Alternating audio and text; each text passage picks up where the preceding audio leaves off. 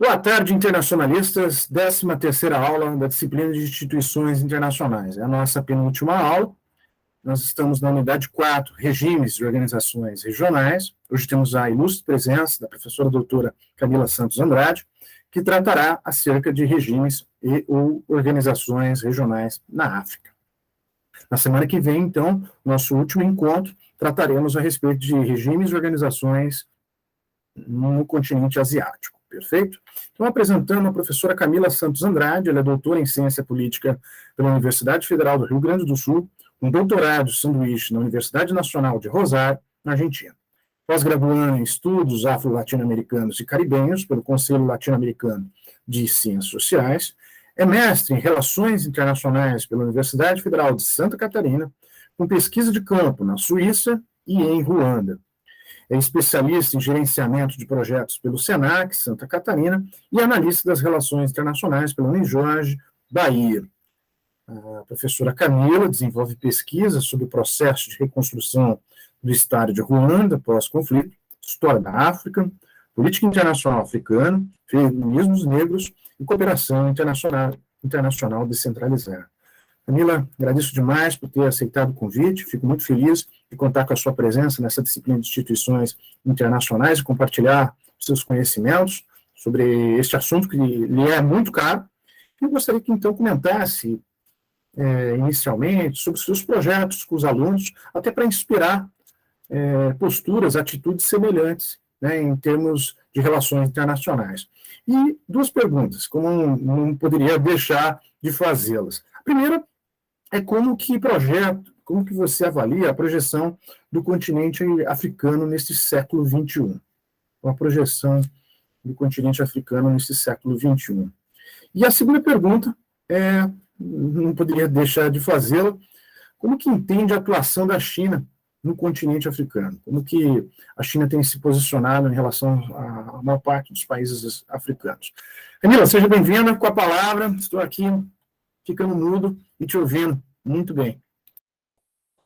Ai, gente, boa tarde, muito obrigada pelo convite, é sempre um prazer estar participando de aulas, especialmente que envolva o continente africano, né, como o professor já me apresentou, então, sem mais delongas, antes de responder as duas perguntas, né, e direcionar também a aula, queria falar um pouquinho sobre o meu projeto, né, que eu criei quando eu estava no mestrado, né, que antes ele se chamava o My Ruanda Brasil, e depois ele se transformou no Camila África, né, que os dois, né, têm o objetivo de construir uma ponte de conhecimento entre Brasil e África, e foi uma das primeiras coisas que eu tive contato em 2012, que foi meu último ano na graduação aqui em Salvador, eu sou de Salvador, apesar de todo esse tour no sul, né, eu sempre percebi que eu não tive contato com o continente africano, e né, a gente não pode nem falar sobre o continente asiático, né, ao longo da minha graduação. Então, no último ano da minha graduação, eu fiz um curso de Direito Internacional, fora daqui de Salvador, e eu percebi, né, a questão do caso do genocídio de Ruanda, e foi a porta, né, para eu começar a estudar o continente africano. Então, desde 2012, eu tenho essa bandeira dentro das relações internacionais, que é a democratização do conhecimento dos estudos africanos, né? Então, não comecei com o projeto logo quando eu saí da graduação, mas quando eu entrei no mestrado, que já foi na UFSC, eu vi uma oportunidade de estar seguindo com os estudos africanos, e em 2014 eu organizei, né, todo o meu projeto.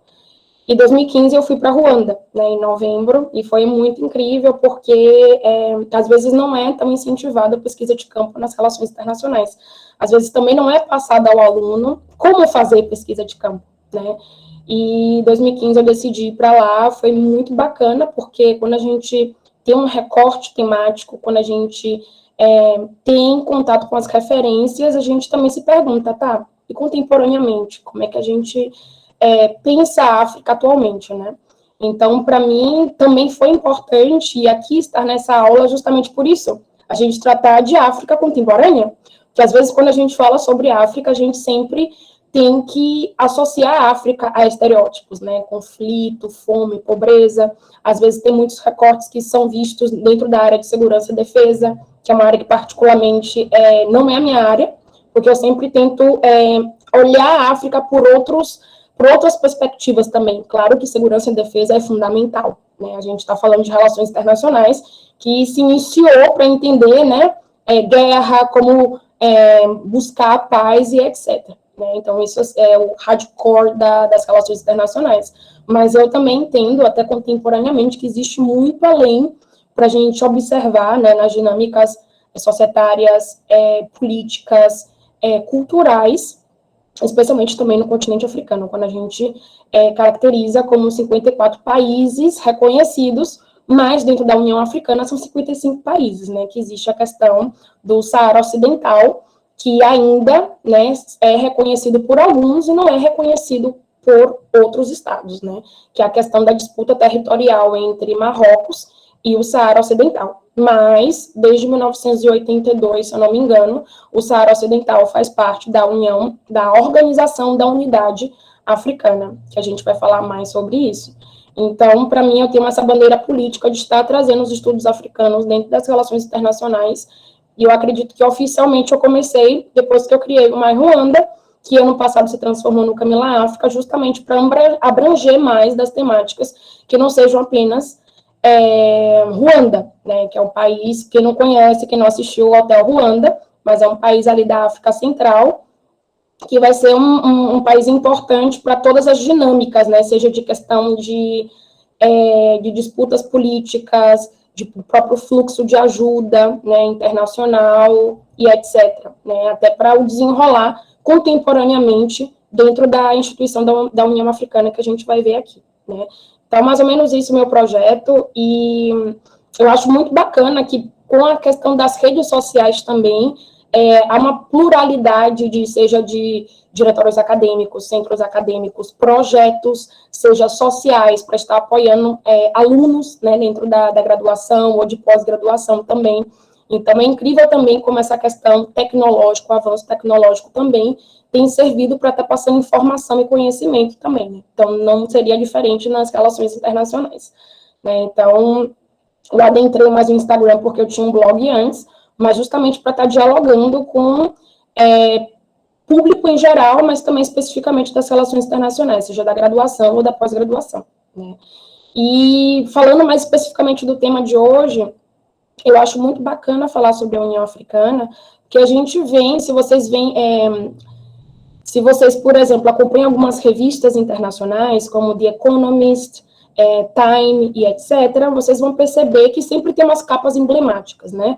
Puxando para a nossa realidade, tinha uma capa mesmo se eu não me engano, era The Economist, que tinha o Cristo subindo, né, dizendo o Brasil está decolando, né, porque a gente estava naquela fase de ser a sexta maior economia do mundo, né? E depois, acho que depois de uma década, tem o Cristo descendo, dizendo assim, e aí, tá acontecendo o que no Brasil? Não iria ser diferente também com o continente africano, né, porque a mesma revista fez uma capa também para estar ilustrando esse renascimento africano, né, dizendo assim, e aí, chegamos na década de 2000, o que vai acontecer com a África, né? Tá tendo esses crescimentos econômicos, mas isso é um indicativo positivo, isso é um indicativo que é só temporário. O que a gente pode analisar sobre esses crescimentos econômicos dos países africanos, né? E isso também tem a ver com todo esse processo de transição que vai ocorrer no cenário internacional e também no regional.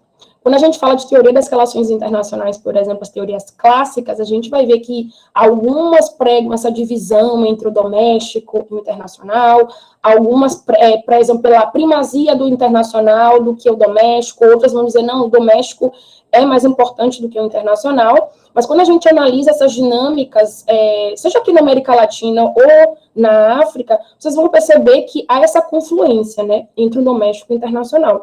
Porque muitas das coisas que acontecem no cenário internacional vão estar interferindo diretamente nas dinâmicas internas dos países africanos. Seja a questão também da década perdida, que a gente vê aqui no Brasil, na América do Sul, que vai acontecer também no continente africano, seja a questão da Guerra Fria também, porque às vezes a gente fala assim, de Segunda Guerra Mundial, a gente fala sobre Guerra Fria, depois a gente fala assim, tá, mas o que está acontecendo na América Latina? O que está acontecendo na África? Porque às vezes a gente trabalha, né, com história das relações internacionais, mas a gente vê regiões específicas. Então, assim, quando depois eu fui passando, eu falando, gente, mas eu não vi a América do Sul. A América do Sul tá como? Aí a gente vê a questão das ditaduras, né? Aí, mas a África tá como? Né? Não há essa conexão de dizer assim, se a gente está estudando um panorama mundial, o que está acontecendo, né, mundialmente falando? Né? Resumir aos Estados Unidos, Europa, disputa ali né, Segunda Guerra Mundial, depois Guerra Fria, bipolaridade, mas o que acontece no resto do mundo, né? E essas dinâmicas da bipolaridade, como elas interferem no resto do mundo, né?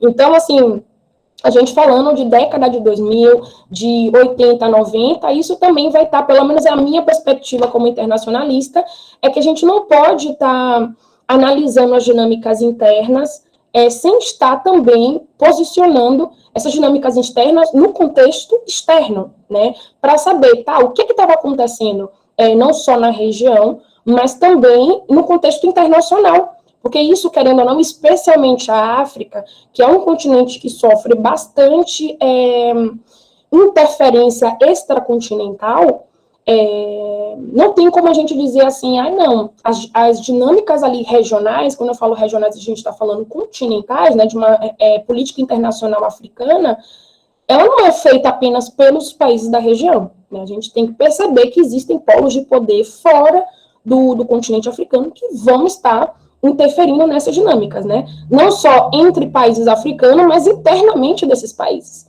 né? Então, assim, isso é uma primeira ressalva para a gente perceber contemporaneamente, mas antes de falar do contemporâneo, eu acho que a gente tem que fazer uma retomada histórica. Por quê? Quando a gente pensa em União Africana também, a gente pensa assim, tá, a União Africana ela foi criada em 2000, teve algum antecedente, né, em relação à União Africana. Quando a gente fala de regimes internacionais, integração regional africana, quando é que foi que começou? Porque quando a gente estuda também integração regional, a gente vê muito Mercosul, claro, porque é a nossa realidade, né? Especialmente de vocês, que vocês estão mais perto da fronteira do que eu, né? E questão de mercosidades e etc, né? Mas a gente pensa assim, tá, a União Europeia, que é o grande exemplo, né, de integração regional, de todas essas dinâmicas, mas a gente, vai passar o continente africano e a gente vai dizer, tá, mas que dinâmicas que existem, que instituições internacionais a gente pode falar quando a gente fala de África, né? E essas instituições, elas remontam antes mesmo dos processos de descolonização, né? Que até quando elas eram colônias, existiam essas conexões, né? Seja por, se vocês já viram, né, um mapa da divisão, né, a partir da Conferência de Berlim de 1884 e 1885, que a Conferência de Berlim, se vocês não sabem, nada mais foi que é o processo de roedura, né, da África, que começou antes mesmo dessa conferência, e em 1884, 1885 foi justamente para institucionalizar essa divisão artificial do continente africano entre os grandes poderes coloniais, né? Então, existia toda uma disputa entre os rios, né, especialmente ali na região dos Grandes Lagos, com o Congo, próprio Leopoldo II, né, o rei Leopoldo II, que é uma figura emblemática, que se alguém foi para Bruxelas, por exemplo, existe uma estátua do perfeito, fantástico, que cortava as mãos, mutilava, né, os locais, justamente porque eles tinham a propriedade privada, que era o Congo, né, que depois passou para o Estado, né, da Bélgica, enfim, todos esses processos, e nessa Conferência de Berlim foi institucionalizado quem ia ficar com o quê da África, né, porque começou, né, o processo de roedura, vamos dizer assim, começou em 1498, com a entrada dos portugueses, mas se expandiu, né, com os espanhóis, com os alemães, etc., etc., e houve essa corrida ao continente africano, né, justamente por recursos e etc., né? Então, a partir dessa conferência, e muitas vezes a gente vê a África nas dinâmicas das relações internacionais justamente pela Conferência de Berlim. Mas é interessante perceber que existe história da África antes da Conferência de Berlim. Porque quando os europeus vão chegar lá, eles vão dizer assim, não existia história, né? Não existia história da África. Só existe a partir da nossa da nossa presença no continente. Mas não, gente, a gente geralmente estuda dentro da dinâmica das relações internacionais, justamente com a expansão, né, do modo de produção capitalista, que é justamente isso que faz os colonizadores, enfim, expandirem para outras áreas do mundo, em busca de escoar produtos, em busca de novos recursos e etc., que a gente viu na escola esse pedaço, né? Então, assim, a partir da conferência, e toda essa questão, né, da inserção dos europeus no continente africano, vão existir essas colônias, né, e no mapa vocês podem perceber que existem áreas do continente que vai ter uma primazia de cada colonizador. Então, por exemplo, a França, que tem um pedaço significativo na África Ocidental, eles vão, né, as próprias colônias vão ter algumas uniões, né, para estar falando sobre a questão de educação, para estar falando sobre a questão econômica. Então, esses processos de integração, de própria formação de instituições ali para ter um diálogo, ele vem sendo feito antes mesmo desses processos que a gente vê da Europa, né? Aqui também na América do Sul também já existiam esses processos antes do Mercosul também, né? Então, existem outras etapas que a gente não vê quando a gente está estudando esses processos de integração, né? E respondendo a pergunta que eu fiz antes, né, a questão de tem a União Africana, que foi criada em 2002, né, oficialmente, né, lançada em 9 de julho de 2002, mas essa União Africana, ela tem um antecedente? Não tem um antecedente? Sim, tem, que é a Organização da Unidade Africana, que é a OUA, que ela é lançada em 1963. E por que eu trago todo esse histórico? Né, para vocês entenderem que essa organização ela foi lançada dentro desse contexto histórico que a gente está falando, um contexto histórico que é continental e é internacional, porque na década de 50 e 60, que é logo o período da pós-Segunda Guerra Mundial, é que começa massivamente esses processos de descolonização do continente, né? E esses processos de descolonização, ele já vai acontecer também influenciado por outras conferências que vem acontecendo fora do continente africano, que são as conferências panafricanistas, que é justamente esse ideal de se pensar uma África para os africanos, né? Entender que eles, né, juntos são mais fortes. Quando a gente fala de ideal panafricanista, é interessante saber que o panafricanismo é uma ideia que foi criada externa ao continente africano. Então, foi criada pela diáspora africana, né? Porque muitos, a questão do fluxo, né, de escravocrata, etc., muitos escravizados foram para os Estados Unidos, aqui para o Brasil, e etc., e existia esse diálogo, né? Justamente para pensar como a gente liberta o nosso povo, né? Então, não era só uma questão de ser negro apenas relacionado com o continente africano, mas e sim também considerar essa diáspora africana. Então, entendendo o contexto da OUA, é justamente nesses processos de descolonização que vai ter esse debate sobre pensar a independência desses países, né, e que muitos países vão ter grupos independentistas para se chegar a esse status de Estado, né, conforme, né, a questão do Tratado de Westfália e etc., que a gente já conhece, e se inserir no sistema internacional. Porque é interessante esse ponto também, porque por mais que eles busquem essa independência, eles não querem mudar o próprio sistema, eles querem se inserir no sistema, né?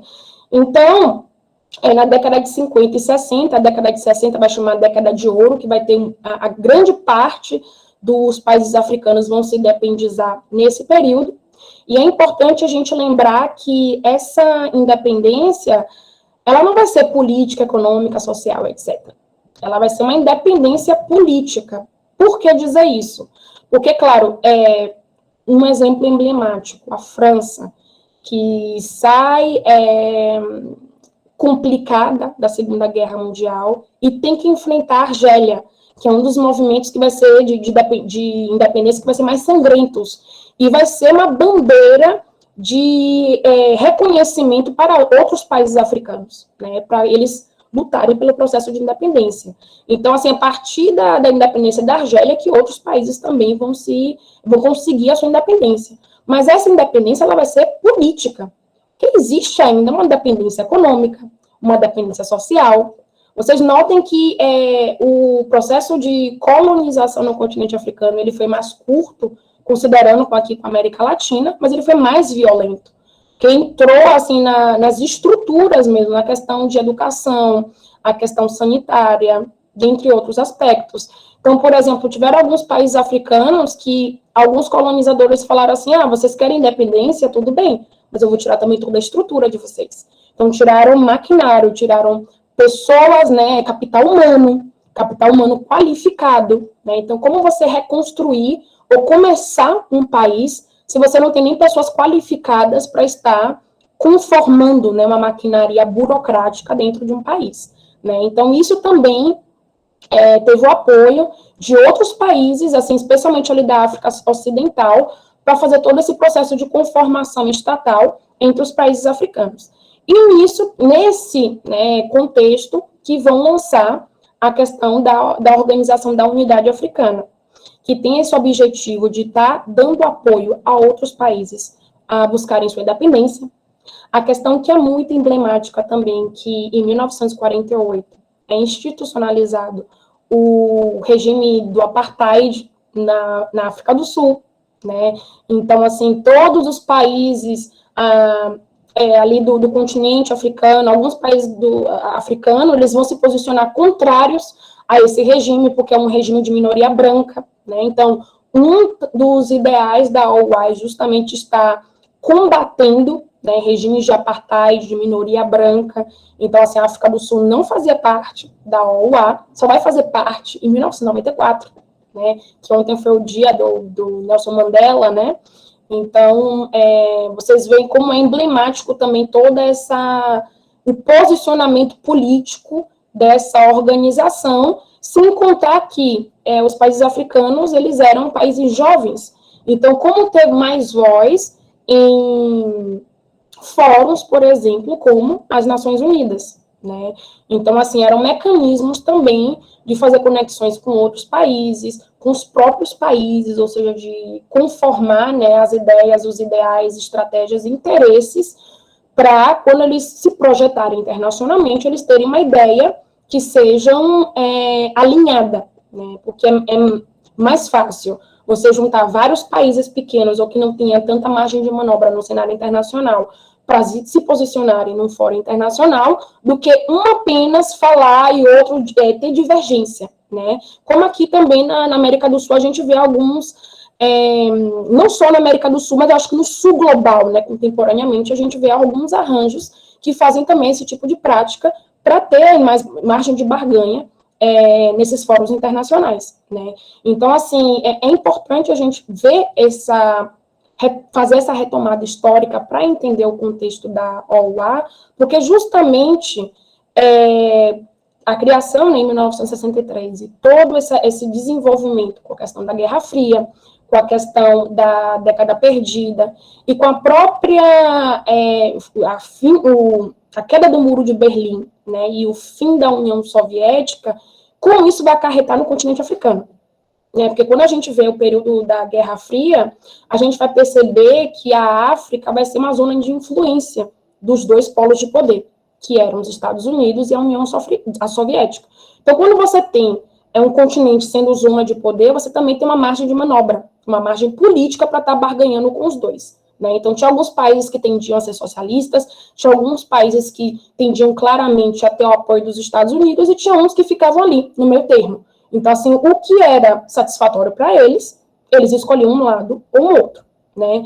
Então, o que acontece com o fim da Guerra Fria?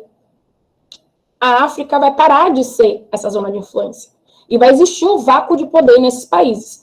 Então, assim, os países que tinham um apoio de um ou do outro, ou dos dois, ou enfim, que, né, pendiam para um lado ou para o outro, vai existir esse vácuo de poder, e esses grupos políticos internos, eles vão estar disputando o aparato estatal, né? E aí a gente conhece, com a década de 90, é uma das décadas que vão ter muitos conflitos intraestatais, ou seja, conflitos dentro do Estado. né? Aí não só na África, mas tem a questão da Iugoslávia, aí depois vem a Somália, né? A Somália que é em 1993, que aí se vocês percebem, se vocês viram algum documentário que fala, por exemplo, sobre a Guerra Civil de Ruanda / o genocídio, vocês vão perceber que os Estados Unidos, com a saída, né, da União Soviética do tabuleiro de disputas de poder, e com a perda de 18 marinheiros na Somália, os Estados Unidos vão começar uma política de desengajamento para o continente. Então, eles vão dizer, não me interessam os ações africanos, porque eu não vou querer perder mais marinheiros, claro, né? O que é que vale uma vida norte-americana em comparação com a vida de um país africano, entendeu? Então, assim, um dos documentários, eles deixam bem claro isso, né? O que é que a gente está ganhando intervindo no continente africano? Né? E isso vai desencadear também a influência do Conselho de Segurança das Nações Unidas na própria ação ou inação no genocídio de Ruanda, né, que vai ser já em abril de 1994, porque eles já vão estar tendo, né, a UNAMI, que é a missão, né, de assistência, né, para Ruanda, para implementar os acordos de Arusha entre o governo de Ruanda e o grupo, né, dos Tutsis, que é a Frente Patriótica Ruandesa, e que não vai acontecer isso, e que vai culminar também, né, vai ter um abate do avião com os presidentes de Burundi e de Ruanda, e que vai gerar todo, né, o genocídio. A questão é, né, quando a gente vê essa história, a gente pensa assim, a gente só vê o marco das disputas ali internas, né, mas não vê que existe todo um antes do estopim, que é a guerra civil, que desencadeia o genocídio, né?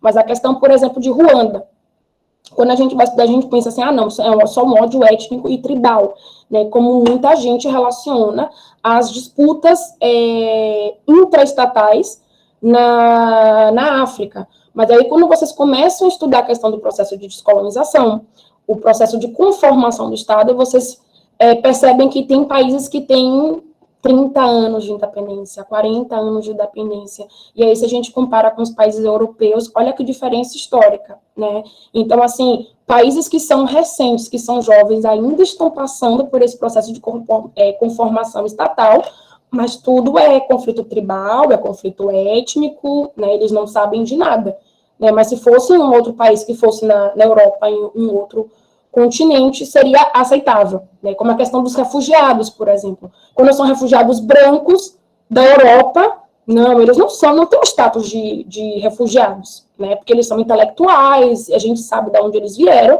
e isso eu só estou reproduzindo uma frase da mídia que foi muito divulgada, por exemplo, no Instagram, né?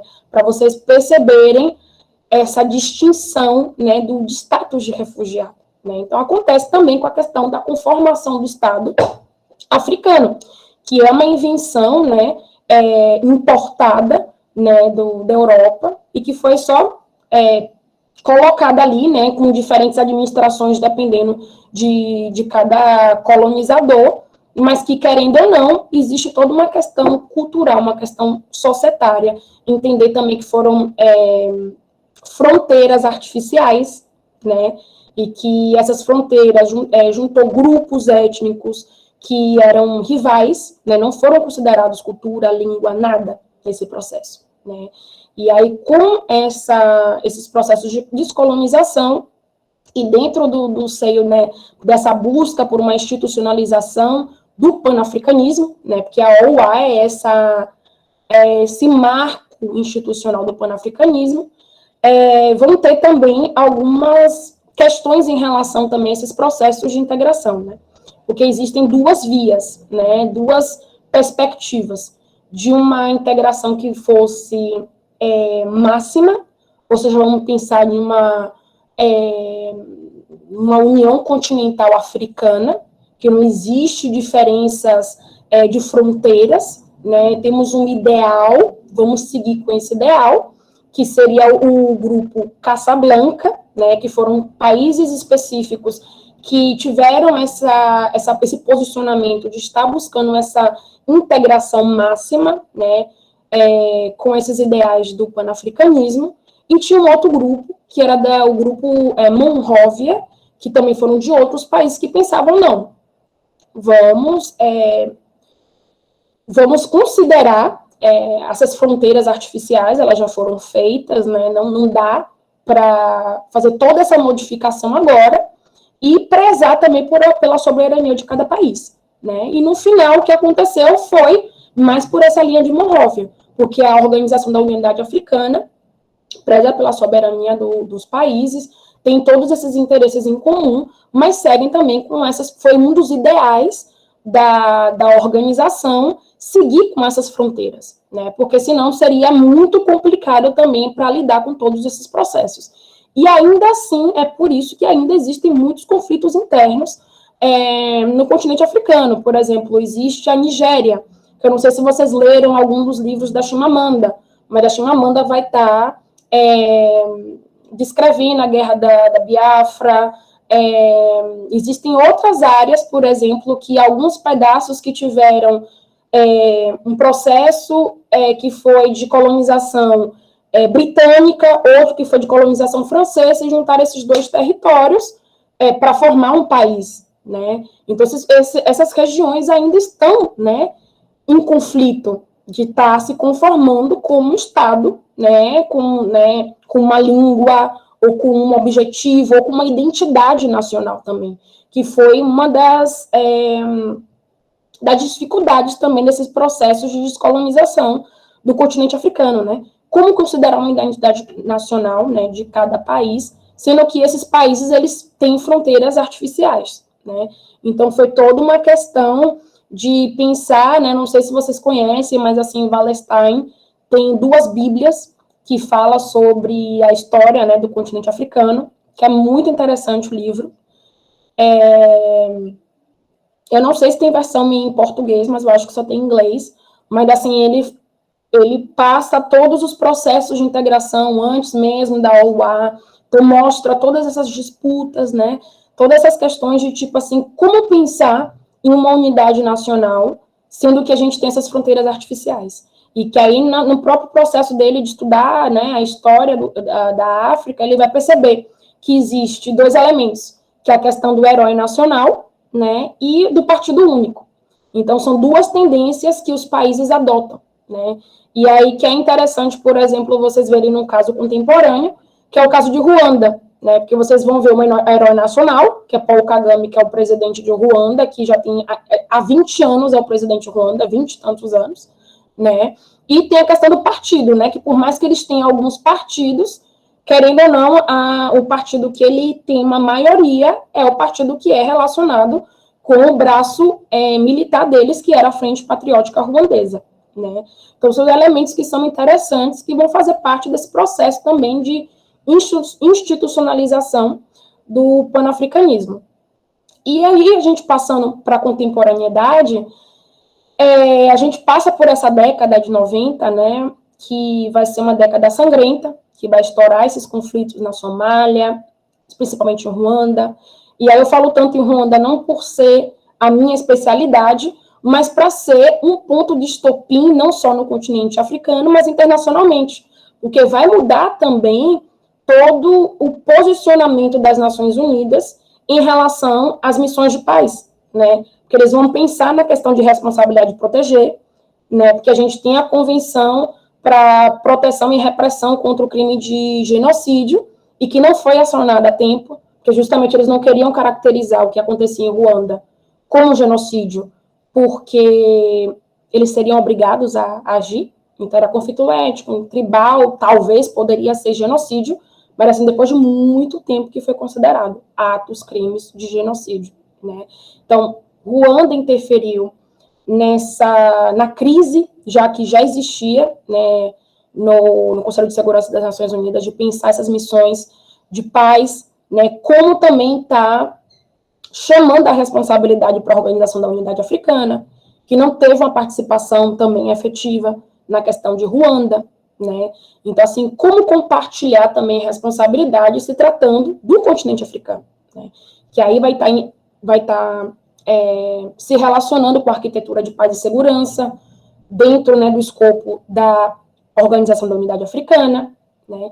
Então, assim, vai estar gerando reflexão regionalmente, internacionalmente, vamos dizer assim.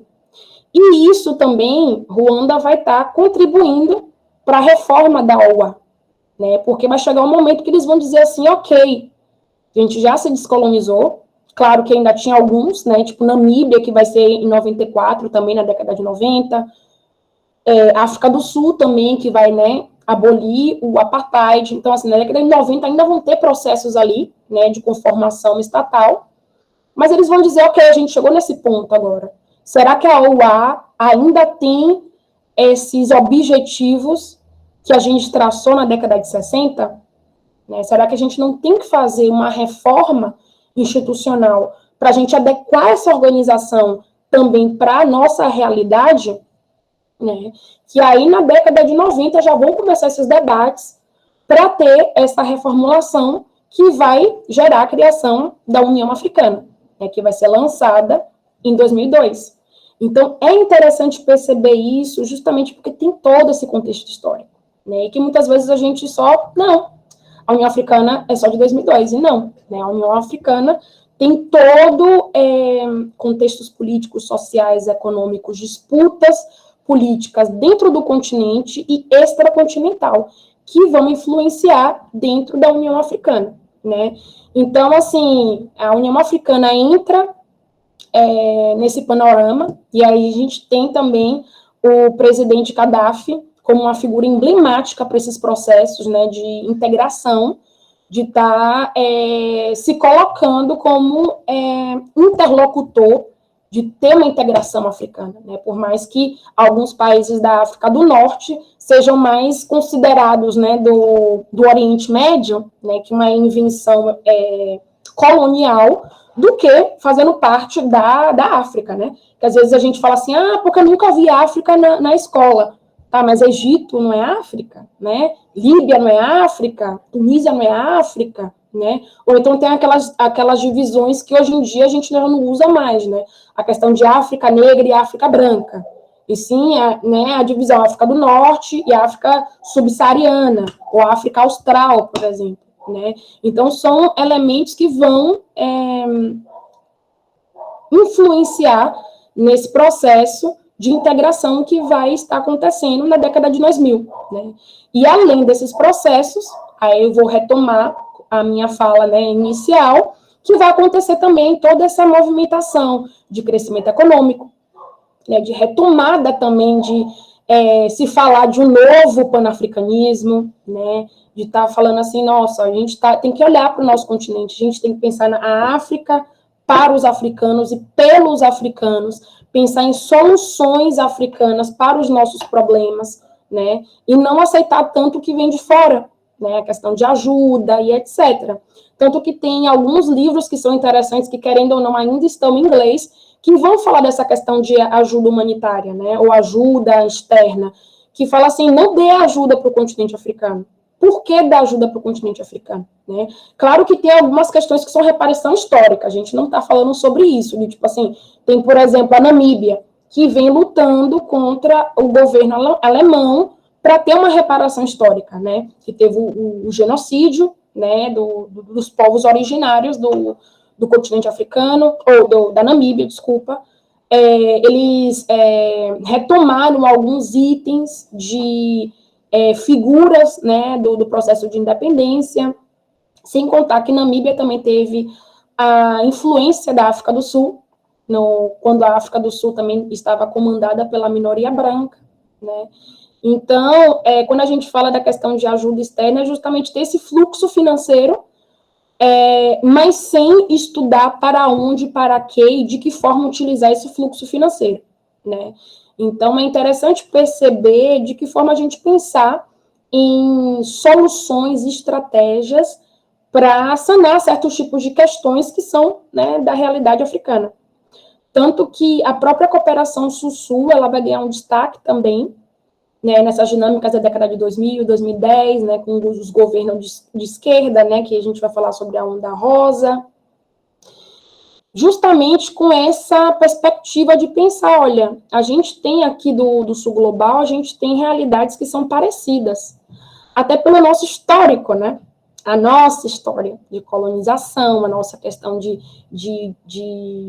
países em vias de desenvolvimento, que a gente chamava antes de subdesenvolvido, né? Então, por que a gente não pensar nessas soluções ou nesse intercâmbio, né, de práticas, de boas práticas, para a gente estar se desenvolvendo, né? E aí, se a gente estuda a política externa brasileira, a gente vai ver também, perceber o próprio papel do Brasil nessas dinâmicas com o continente africano, né? A questão da Embrapa também no continente africano, de empresas, a inserção internacional de empresas brasileiras no continente africano. Então, como vão se dar essas dinâmicas, né?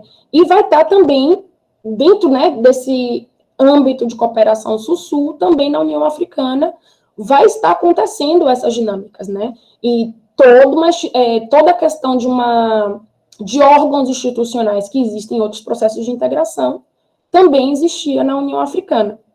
E o interessante de perceber a questão da União Africana é como ela reconhece as zonas econômicas, né, as zonas regionais de integração que já existiam no continente africano, né? Então, se eu não me engano, aí não vou chutar um número aqui, mas tem vários processos de integração que são reconhecidos pela União Africana, mas uma região que é considerada, que é a diáspora africana. A diáspora africana também é uma região que é considerada, né, na União Africana. Então, perceber também como você reconhecer seus descendentes que fazem parte da diáspora que foi forçada, né, e trazer para esse âmbito também de panafricanismo, de integração regional e de outros aspectos também, né? É esse reconhecimento que você vê antes mesmo de uma institucionalização do panafricanismo, que vem com todas essas conferências panafricanistas para se pensar a questão da escravidão, para se pensar da independência desses países e também incluir essa diáspora dentro desse espectro de integração, de instituição internacional. Então, é muito interessante estudar também as próprias projetos, iniciativas da União Africana, porque tem iniciativas econômicas, como a questão do Banco de Desenvolvimento, né? O próprio papel, por exemplo, da África do Sul, porque, querendo ou não, a África do Sul é um país que tem um peso importante na África Austral, né? E como, até com Mandela como presidente, como o país vai impulsionar também processos de integração econômica, processo de questão de segurança e defesa, né? Porque, querendo ou não, ainda vão ter alguns conflitos ali, seja a questão da Namíbia, a Angola também com as questões internas, né? Moçambique, né, que faz a própria fronteira também, né? Então, como conformar todos esses países, entendendo que para se gerar uma estabilidade regional, você, querendo ou não, tem que gerar um desenvolvimento também, né? E que é a política, por exemplo, de Ruanda, contemporaneamente no processo de reconstrução. Porque não dá para a gente ser desenvolvido aqui se a nossa região não é desenvolvida. E como a gente vê nos processos de guerra, conflitos e etc. na África, o que acontece se há um conflito interno, geralmente transborda as fronteiras, né? Como aconteceu em Ruanda, como aconteceu em Burundi, como aconteceu com a República Democrática do Congo, né? O que aí gerou na Primeira Guerra Mundial Africana, depois da Segunda Guerra Mundial Africana, né? Então, desculpa, a Primeira Guerra do Congo, né? A Segunda Guerra do Congo, que vai ser a Guerra Mundial Africana. Então, pelo menos para Ruanda, quando eles pensaram nesse processo de reconstrução, eles não pensaram no processo de reconstrução apenas nacional. Pensaram nacional, regional, continental e internacional. Porque não adianta Ruanda ser desenvolvido se os países da região não forem também. Porque Ruanda não tem saída para o mar. Então, como é que você vai escoar produto? Como é que você vai receber produto? Como é que você, que depende do turismo, vai receber turistas se tem conflito em Burundi? Né? Como foi em 2015, que eu fui para lá. Em 2015, iam ter eleições nacionais em Burundi e estavam tendo conflito. Então, a Embaixada do Brasil, que era no Quênia, estava notificando os brasileiros dizendo não venha para a região dos Grandes Lagos, porque está instável. Né? Mas como eu já estava com tudo comprado, eu falei assim, não tem essa possibilidade. Não posso cancelar, eu tenho que ir, pronto. Né? Mas, por exemplo, se você vai para a fronteira entre Burundi e Ruanda, você vê alguma coisa. Eu fui para a fronteira com Ruanda, República Democrática do Congo, não vi nada. Na capital, não tinha nada. Entendeu? Parecia que não estava tendo nada. Né? Então, assim, são percepções também que a gente tem de, às vezes, não conhecer, né, alguns países africanos e de achar, se está um conflito ali, vai estourar em todos os lugares.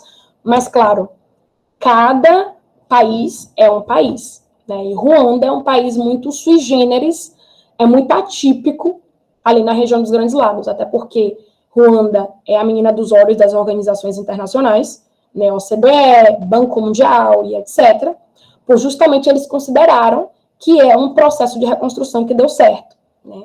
Por mais que Ruanda ainda continue como um dos países mais pobres do mundo, mas tem altas taxas de crescimento, né? Mas aí a grande crítica é pensar, tá, esse crescimento está indo para quem?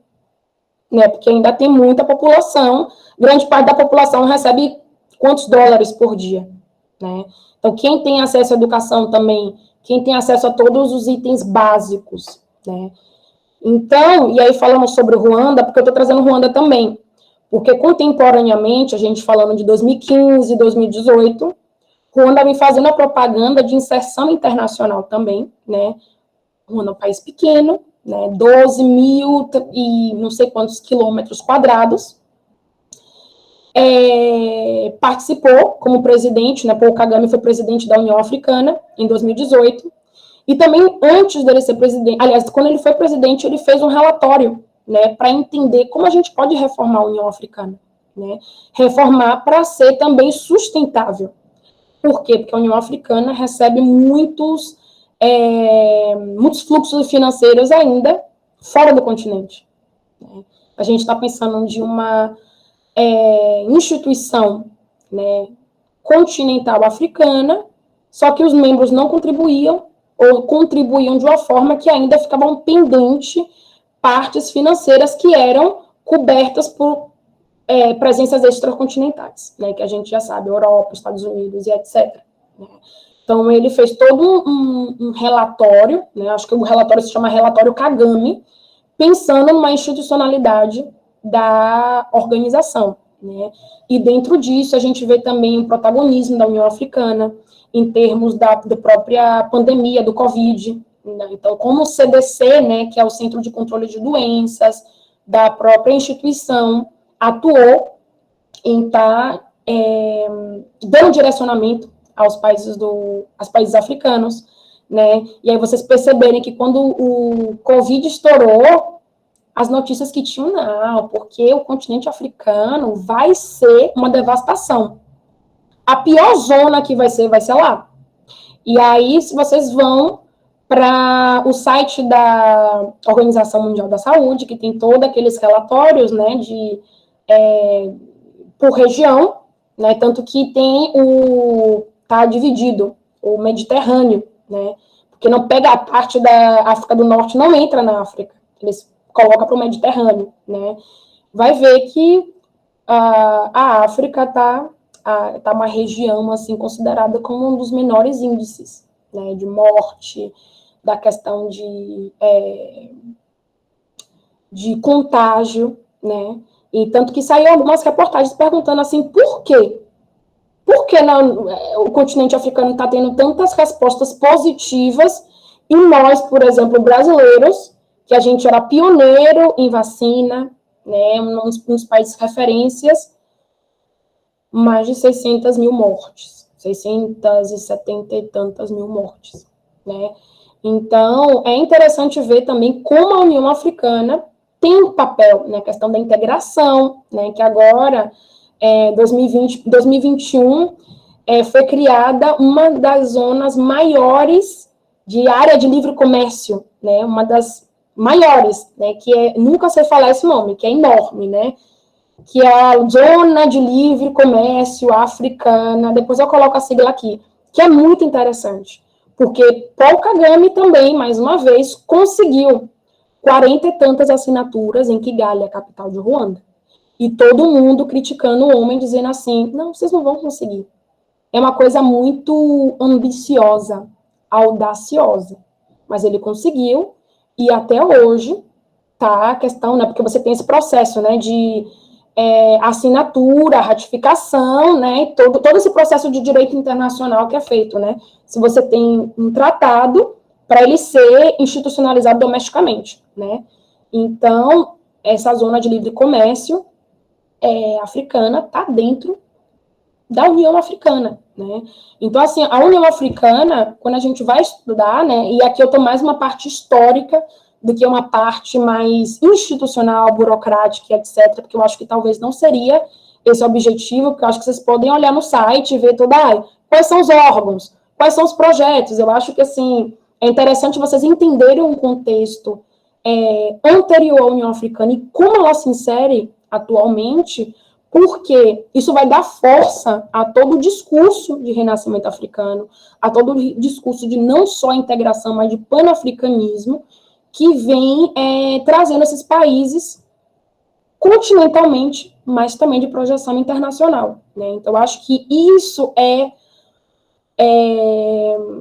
eu acho que é a pérola de se estudar a União Africana. Porque, assim, vocês vão ver que tem muitos órgãos dentro da União Africana. Então, tem um banco de desenvolvimento, tem as práticas também para a questão de genocídio, né? Então, tem até um site, né?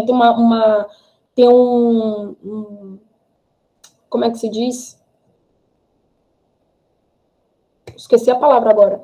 Mas tem um local específico no site, até na própria União Africana, que vai falar sobre o genocídio, sobre a questão dos próprios conflitos, para ter também essa questão de memória, a questão de como Ruanda tem esse lema, né, que é nunca mais, e não se pode esquecer, porque se pode repetir, né. Então, nas Nações Unidas também tem, né, uma zona específica para falar sobre o genocídio. 7 de abril é comemorado, né, a questão para estar se falando sobre o genocídio no âmbito das Nações Unidas. Então, a União Africana também fala sobre isso. Então, a União Africana tem várias temáticas, que não é só economia, porque às vezes quando a gente pensa em integração regional, a gente só vai falar assim, é uma integração econômica. Não, estão pensando em fazer um passaporte africano, né, que é a grande temática, né, a gente está falando de zona de livre comércio, né, de área de livre, né, circulação de quê? De recursos, materiais, pessoas, como é que seria, né, essa zona? Que aí a gente vai falar de desses processos de integração, né? Que a gente começa com a área de livre comércio, aí vem mercado comum, etc, etc, pensar numa moeda comum, né?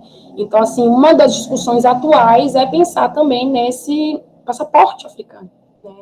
Que, por exemplo, se a gente fala de processos regionais, então tem a EAC, que é a Comunidade da África Oriental, que é a grande bandeira de Ruanda, né? Que aí envolve Ruanda, Uganda, Tanzânia, Sudão do Sul, né? Alguns países ali daquela região para estar não só também econômico, mas também a questão de turismo, a questão social, cultural, a questão, por exemplo, cultural, a gente vê que Ruanda, se eu não me engano, foi em 2018, teve uma quarta língua oficial, que é o Swahili, né? Porque antes Ruanda tinha o inglês, francês, era o francês e Kinyarwanda, depois entrou o inglês, porque teve uma política, né, de uma reforma na educação, em 2008, para se pensar, não, se a gente quer pensar em projeção internacional, a gente agora vai estar falando com os países anglófonos, né, porque tinha aquele ranço com a França, porque teve toda a questão do apoio da França com o governo de Ruanda na época do genocídio, né, e agora com Emmanuel Macron, que Ruanda vai se aproximar, por quê? Porque quem é a secretária-geral como é que se fala? Da comunidade de francofonia, é uma ruandesa, né, que era a ministra de Relações Exteriores, né, a Louise, eu não sei falar o sobrenome dela, né, mas quem tiver interesse eu posso colocar aqui no chat. Então, assim, vocês veem que tudo é um jogo político, né, são os interesses que você, querendo ou não, vai conformar diante da tua necessidade daquele momento. A gente não pode pensar só em uma questão de, os países e os estados são altruístas, né, estão se integrando por só e até no contexto do africano também, né? Que a gente pensa no panafricanismo, a gente pensa em uma questão de unidade, de reconhecimento ancestral, de uma história compartilhada, mas também existem interesses. Então, quando você escolhe também uma integração que preze por sua soberania, existem interesses nacionais também envolvidos em cada integração. Então, por exemplo, quando o Paul Kagame também propôs, porque tem um relatório, né, então ele propôs algumas questões nesse relatório, alguns presidentes olharam com um ar meio duvidoso em relação a ele. Por quê? Porque tem pessoas que consideram ele como um ditador, né? Por mais que tenham eleições em Ruanda, querendo ou não, eles consideram como um ditador. E aí a gente vai para a grande pergunta: o que é uma democracia? Né? Que é uma temática que a gente pode estar falando por muito tempo aqui, né? Porque se a gente fala de democracia em termos de países desenvolvidos, etc., etc., é uma coisa, né? E aí, já passando para a segunda pergunta do professor, que a gente fala sobre democracia, a gente fala sobre China na África, né? Que muita gente fala assim, é um novo imperialismo no continente africano, né? A África atuando na África. O que quer dizer isso? Né? Porque com esses processos, né, da questão do próprio década de 90, com essa política de desengajamento dos Estados Unidos para o continente africano, querendo ou não dar margem para outros polos de poder entrarem no continente africano. Mas isso não quer dizer que a China não esteve no continente africano, ou que foi uma relação recente, né? A questão da Índia também, que às vezes a gente vê, né, o BRICS, né?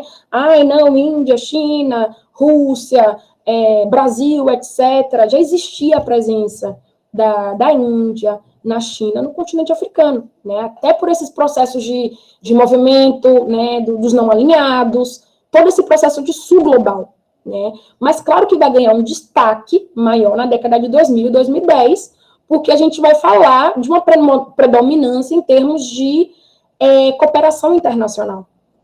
E a gente fala, tá, mas por quê?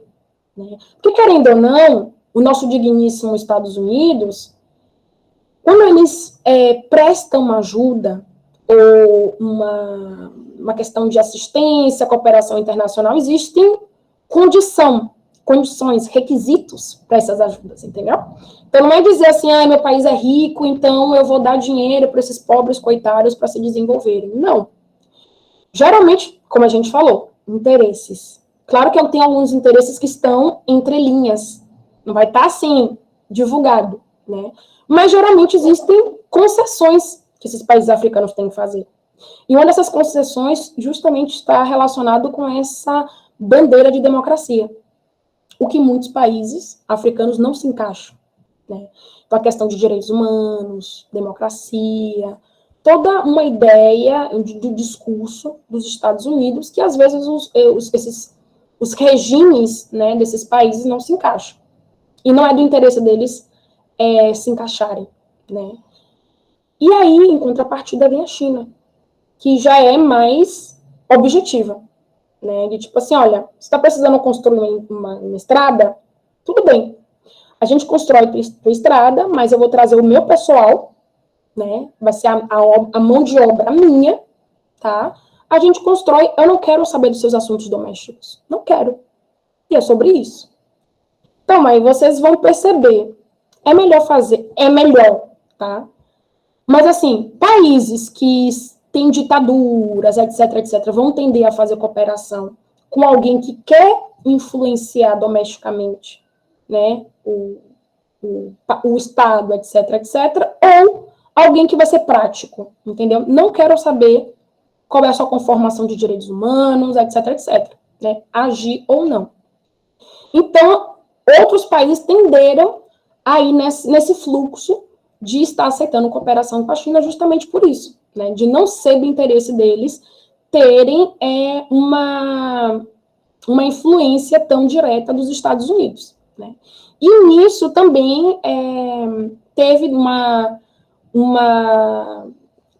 aumento desses processos de integração, seja no sul global, que a gente tem o IBAS, a gente tem o BRICS, né? A gente tem o Fórum China-África, né? Então estabelecer essa conexão direta entre a China com os países africanos. Então, também no Covid, a China ajudou os países africanos, seja com a questão de doação de arroz, doação de insumos sanitários, né? Então, assim, questão de máscara, etc, etc. Então, vocês veem essa participação efetiva da China por outras vias, né? Então, você se colocar também como um polo de poder, mas não só na seara de zona de influência, que era o continente asiático, né? Mas expandir explicitamente essa zona de poder, que aí a China chega e tem todos esses holofotes. Mas, para mim, né, com minhas perspectivas, eu não acho que é uma questão imperialista. Porque quando a gente usa esse conceito imperialista, existem todos outros conceitos relacionados com essa premissa, né? Então, para mim, também, por exemplo, a questão do Brasil, quando eu estava nos processos de integração regional, então, o Brasil é um subimperialismo, né? Então, eu acho que é meio complicado a gente colocar todo mundo na mesma caixa, né? Porque que não tem margem de manobra para ser, né, imperialista e etc, né? Como não é minha área, eu também não vou estar me adentrando muito nisso. Mas é interessante estudar, né? Não só estudar a África nesses processos de integração, né, de blocos econômicos como o BRICS, etc., mas também China e Índia, com essas relações diretas com os países africanos, porque, assim, é muito interessante ver de que forma eles estabelecem essa cooperação bilateral e em que áreas também, né? Mas não só a questão da China, mas também o Japão, né, a JICA, né, a Agência de Cooperação japonesa também tem uma participação em alguns países africanos, né, Turquia também, então os países do Oriente Médio também, tem alguns países ali que tem, se eu não me engano, é a Arábia Saudita, meu Deus, não sei, mas assim, em Djibouti, né, e que o Djibouti tem um canal que liga, né, ali o Oriente Médio. Então, assim, como o Djibouti recebem também muitos fluxos financeiros, né, para estar tendo esse canal aberto. Então, também a gente pensar em geopolítica dentro das relações entre África e países africanos e outras regiões, mas também as relações intra-africanas, né, porque a gente vê ali o chifre da África como tem essas dinâmicas que são bem complicadas, né. Como está a reação dos países africanos em relação à guerra entre a Rússia e a Ucrânia? Qual o posicionamento e quais os efeitos econômicos na África?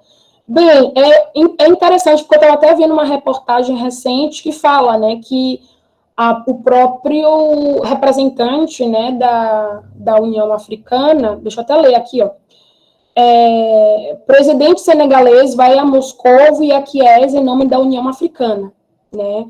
E isso foi, que data foi isso, meu Deus? Isso foi, isso foi ainda em maio, né? Para estar falando um pouco, né?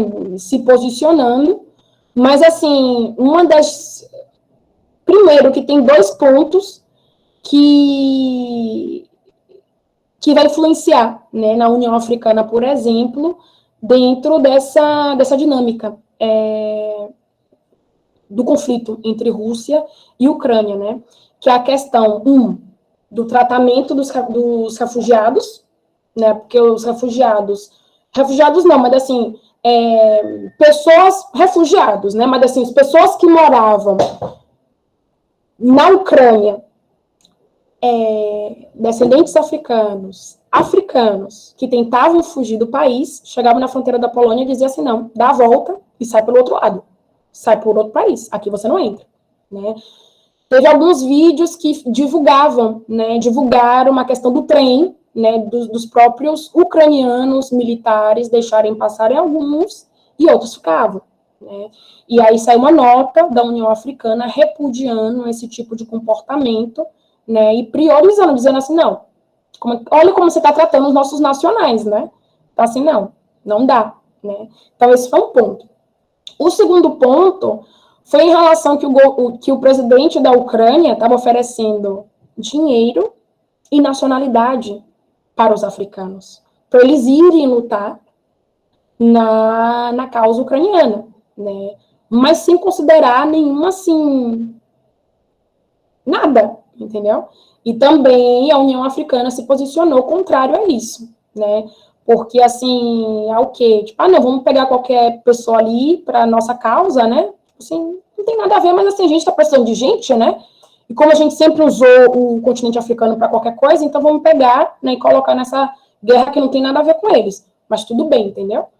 Então, assim, também o posicionamento também de pensar como é que vai ficar a questão de gás, né? Porque teve o chanceler alemão que foi no continente africano para se falar sobre isso, porque, querendo ou não, eles precisam de alternativas, né? Então, para ter uma margem de manobra em relação à Rússia, né? Então, é interessante, por exemplo, ver, vou colocar aqui para vocês, né, aqui no chat, estava até pesquisando antes da gente começar, que claro que eles erraram aí, tá, gente? No site alemão, que eles colocam que a União Africana só tem 54 países, são 55, tá? Não sei se eles têm algum problema com o Saara Ocidental ou com algum país, porque o último país a ser reconhecido foi o Sudão do Sul, tá? Porque a independência do Sudão do Sul foi em 2011. Tanto que se vocês pegarem alguns mapas na internet, vocês só vão ver o Sudão. E aí o grande erro é o quê? É Sudão e Sudão do Sul, né? Então, foi em 2011 que foi o último país a entrar, né? E também tem o Marrocos, que voltou à União Africana em 2017, porque eles recusaram a presença do Saara Ocidental e depois viram que, tipo assim, não ia fazer diferença, né? Porque o Saara Ocidental ia seguir na União Africana, né? Então, assim, geralmente, pelo menos o posicionamento que eu tenho acompanhado é que a União Africana está atenta ao conflito, claro, porque isso impacta em todo mundo, né? A questão do preço do petróleo, a questão da própria desvalorização da moeda e etc., querendo ou não, é um efeito cadeia, né? Mas eles também, sinceramente, eu não vejo que eles estão tomando partido de um lado ou de outro, porque tem muitos países que têm alinhamento com a Rússia. Tem outros que têm um alinhamento, não tem alinhamento, ficam ali, entendeu? Então, assim, essa política também de boa vizinhança geralmente acontece com os países africanos, né? Porque, assim, a Rússia também fornece armas para alguns países africanos, né? Então, que também é daquela época da União Soviética, né? Então, a gente percebe também toda uma construção histórica para a gente entender certos tipos de relações, né? Como acontece, por exemplo, com a China e Taiwan. Tem países que reconhecem a Taiwan e quem quer estreitar relação com a China tem que dizer que não reconhece Taiwan, né? Então, assim, pelo menos eu vejo que a União Africana tem acompanhado justamente porque tem essas questões de racismo, tem xenofobia, né? E tem essa questão de tentar tratar os países africanos como se eles não tivessem voz, né? Como se eles não tivessem um posicionamento político internacional. Então, assim, todas as notas técnicas, todos os pronunciamentos, seja por cartas, né, oficiais, eles se posicionam, claro, pelos ideais dos nacionais deles, né? Então, eles vêm, assim, acompanhando como essa visita do senegalês foi de um lado, foi do outro, né, para estar ali, dizendo, estou participando, estou ali, não foi como, tipo, o Bolsonaro, que só foi na Rússia e tentando solucionar. Então, acho que é esse papel de estar, assim, entendendo as partes, dizendo assim, olha, a gente tem uma entidade que está participando também, que está acompanhando, mas eu acho que eles também não querem intervir e tomar partido de um lado ou de outro, né? Pelo menos é o que eu tenho acompanhado mais. Pelo menos que eu acompanhei mais no início também, porque agora eu tenho que confessar que eu não estou acompanhando muito, né? A questão dos efeitos na África, o que eu sei mais é porque, assim, geralmente tem a questão de fluxo econômico, né? Então, a questão das próprias exportação, importação e etc. E o que é interessante é que, por mais que o continente africano tenha um problema, né, que é o problema de espaços vazios nos territórios, né? Na Europa, ao contrário, tem muita gente em pouco espaço de terra. Na África é diferente, né? Você tem territórios que não são tão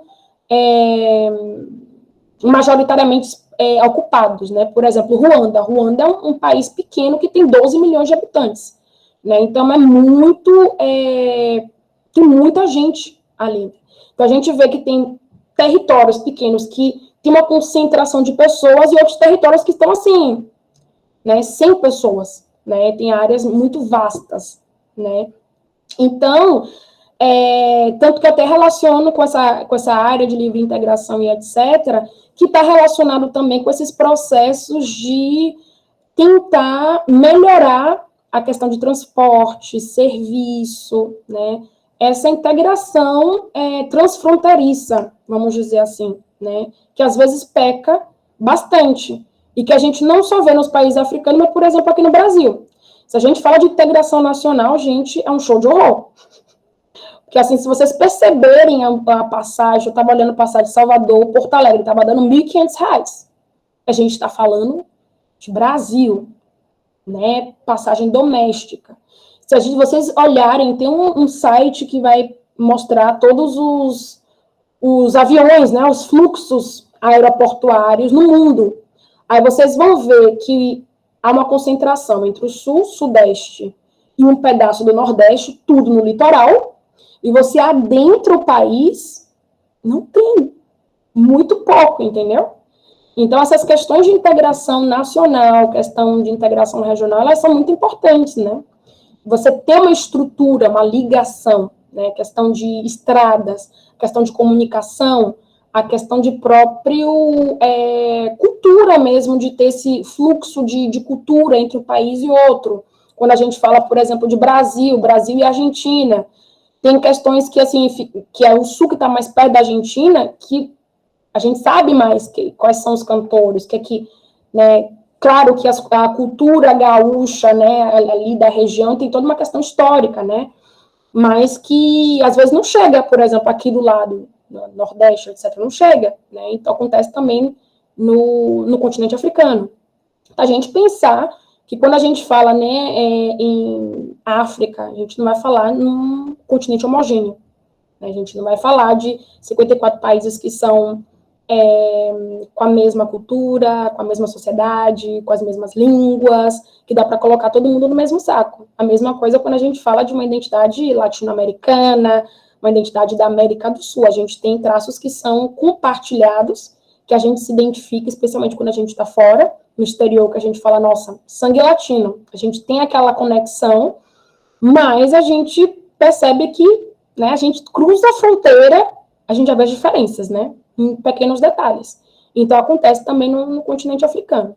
Então, para finalizar, estudar a União Africana, se eu fosse colocar aqui uma importância, eu acho que até para entender todas essas dinâmicas que a gente fala de cenário globalizado, cenário que existe um fluxo de universalismo / particularismos, né, de a gente entender essas dinâmicas dentro do bojo das relações internacionais, né, e especialmente contemporaneamente, porque não adianta a gente sempre estar revisitando.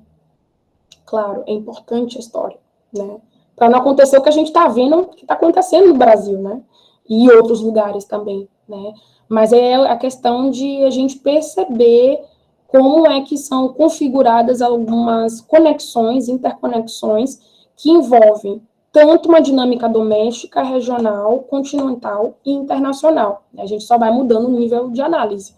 Então, claro que eu vou defender a União Africana, porque, né, a África é o que eu estudo, né, não estudo tanto União Africana, mas, assim, dinâmicas intra-africanas, né, a política internacional africana me interessa, para justamente a gente entender de que forma a gente pode perceber essas dinâmicas no continente africano, seja por relações bilaterais, seja por outros processos de integração, como a EAC, a SADC, a ECOWAS e etc., e dentro da União Africana, que abarca também esses processos de integração, né?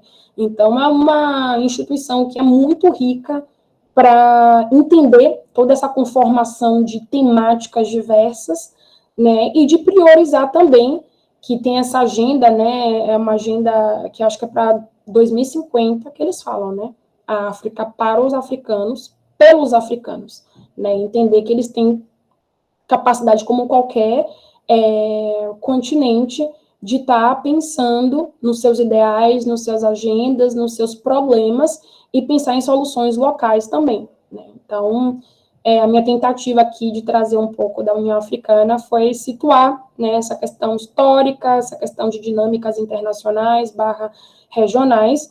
E se vocês tiverem curiosidade para saber mais sobre a União Africana, seja uma área específica também, né, de tema, é só vocês entrarem em contato comigo, que eu posso compartilhar. Como eu falei, eu não sou especialista em União Africana, mas tem algumas temáticas que sobressaem mais do que algumas, né? A questão de arquitetura de paz e segurança, a questão econômica, a questão cultural também.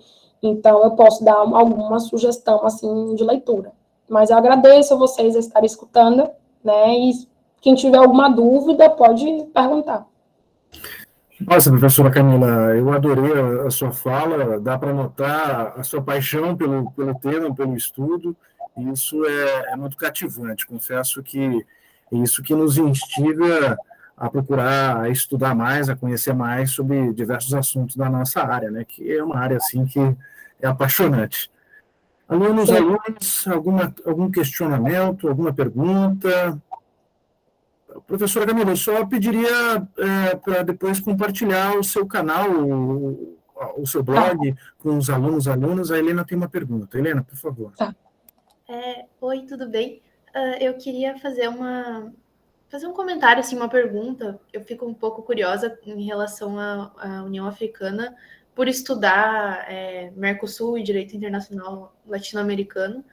E a gente fala muito, assim, nas disciplinas, tanto nessa disciplina de instituições internacionais, direito da integração e outras disciplinas de direito internacional, sobre a questão da integração, principalmente sobre o Mercosul e a União Europeia, né, que é o que a gente sempre fala mais, portanto, eu sei muito pouco sobre a União Africana e achei muito bom ter essa aula hoje. E eu fico curiosa, assim, porque uma questão que sempre aparece quando a gente está falando sobre integração no Mercosul, por exemplo, sei lá, os problemas que a gente vê para a integração no Mercosul. Por exemplo, a gente tem muitas promessas de integração que não foram cumpridas, né, entre aspas, no Mercosul, porque deveria ser o mercado comum do Sul, e a gente vê ali engatinhando a passos curtos, assim. A gente sabe que a União Africana é um pouco mais nova, né, mas, enfim, eu não conheço muito, conheço quase nada, né, sobre a União Africana, infelizmente, mas quero estudar um pouco mais. E aí, sobre o Mercosul, sempre surge essa questão que até eu já vi vários professores falando aqui na cadeira, em palestras, e também já li bastante sobre isso, sobre qual que seria o problema do Mercosul, né? Por que o Mercosul não vai para frente, entre aspas. E a gente sempre fala muito sobre a questão do problema, por exemplo, a primeira palestra que a gente teve, acho que foi o professor Ricardo Saifos, que ele falou, eu fiz essa pergunta para ele, né? E ele falou sobre o problema da importação dos modelos de fora.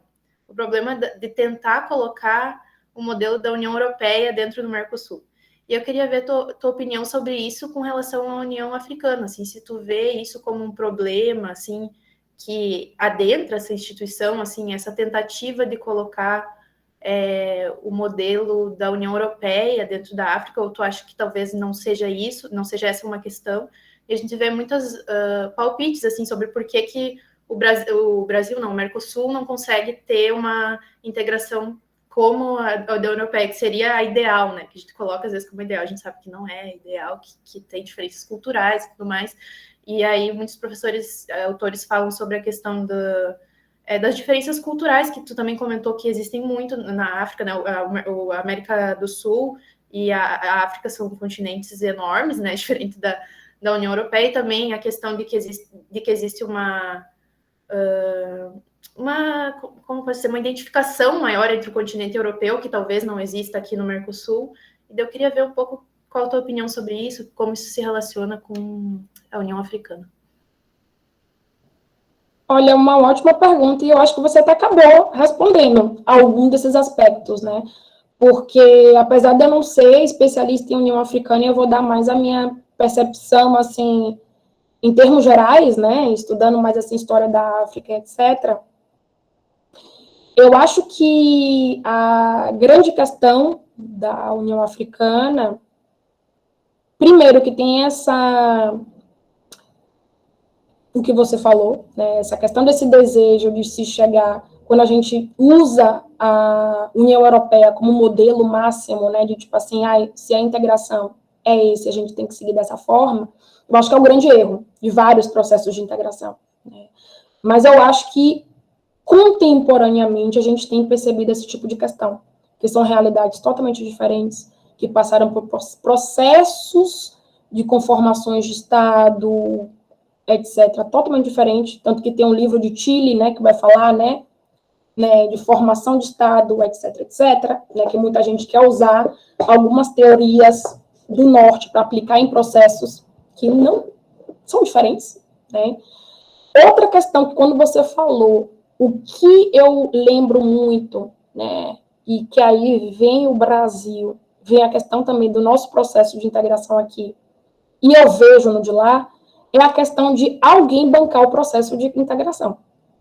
Né? Porque quando teve a grande crise na União Europeia, quem bancou foi a Alemanha e a França. Né? Então, alguém estava bancando.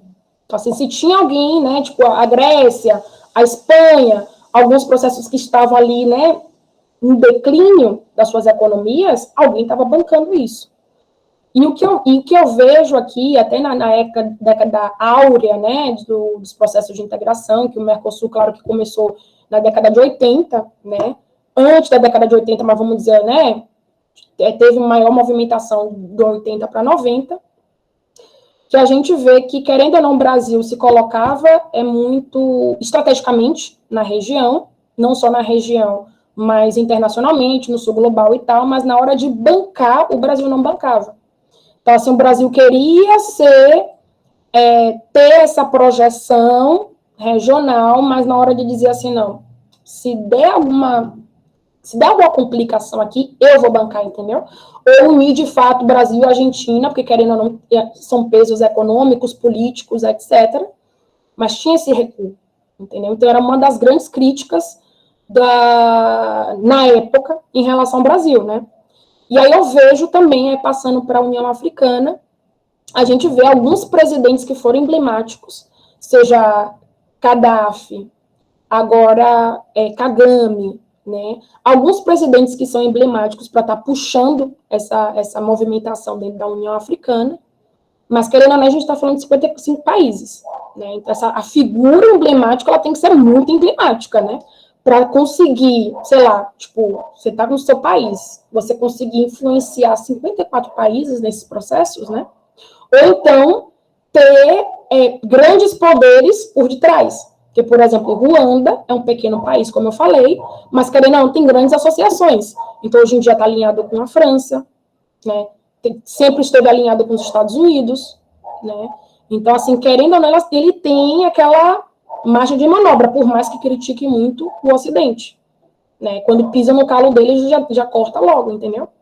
Então, quando eu penso no continente africano e essas questões de integração, eu acho que, essa questão de a historicidade dos estados africanos, eu acho que é levada em conta. Então, esse processo de entender como a soberania desses países vão estar nessas dinâmicas de integração, né? E eles passarem a ver também a integração como estratégica, né? Então, não só entender a integração no âmbito da União Africana, que a gente está falando de uma questão continental, mas de outras integrações que são mais regionais, né? Que são, assim, da África Ocidental, da África Central e etc., porque a gente tem que perceber isso, que são processos que estão em paralelo. Então, uma das grandes críticas aos processos de integração geral na África é que tem muitos processos em paralelo, que às vezes um está sobrepondo o outro, né? Então, eles fazem tantos processos que no final tem alguns que estão inativos, né? Então, qual o intuito de você estar tendo tanto processo de integração se você não está deixando ativos esses processos, né? Então, por isso que é interessante perceber essas zonas econômicas dentro né, do bojo da União Africana, para entender, olha, tem essas integrações que estão dentro desse continente aqui, que está abarcado por essa instituição. Mas a gente perceber o grau de complexidade também para estar lidando com todas essas dinâmicas, né? Então, acho que, a questão das próprias soberanias ali, como dialogar com as soberanias dos estados, entendendo que a gente vai estar participando desse processo de integração, mas não está ferindo essa soberania, então acho que ainda tem muita desconfiança, né, nesses cenários políticos africanos, né, a questão desses processos de integração que eles sobrepõem uns aos outros, e essa questão de alguém bancar esses processos de integração, especialmente da União Africana, né. Então, assim, cada presidente que entra, né, na cadeira, né, da União Africana, teria que vir alinhado com os ideais da própria instituição, né, mas a gente não sabe o que esperar, né? A gente não sabe como vai ser feito isso, né? Então, às vezes, isso é decidido continentalmente, mas não desce domesticamente, né? Então, tem toda uma questão de fluxo de informação entre continental, regional, doméstico, e assim vai, né?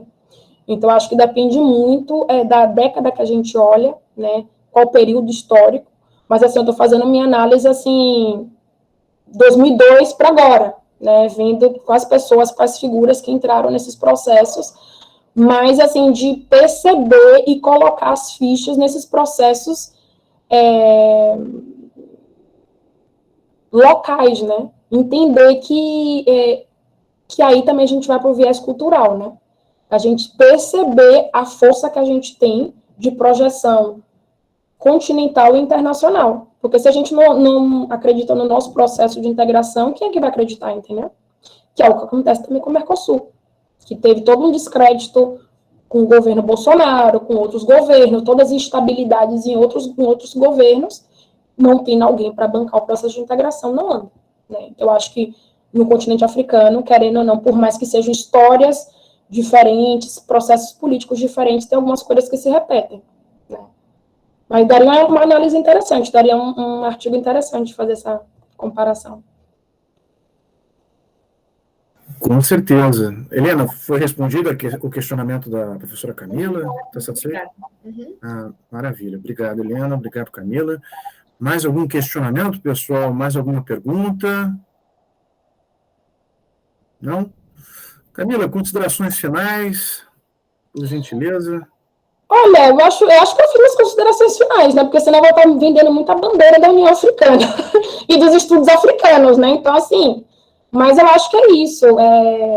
É muito bacana vocês estarem tendo essa matéria, especialmente considerando outros processos de integração, né? Porque eu acho que isso que é fantástico, né? Quando a gente estuda região, regionalismo, organizações internacionais, etc., eu acho que é bacana a gente perceber, nós como aspirantes a internacionalistas, perceber o mundo como um todo, né? E não ficar só centralizado em alguns processos de integração que a gente vai ver por muito tempo, na mídia, em todos os locais. Então, assim, eu parabenizo o professor por estar trazendo, né, que vocês vão ver também um processo asiático, viram agora da União Africana, e eu acho que isso são passos que a gente pode dar dentro da nossa área para estar diversificando um pouco mais, né? Não está falando sobre só o mainstream das relações internacionais, mas está também trazendo outras regiões, outros países, outras dinâmicas que são importantes de estudar também, né?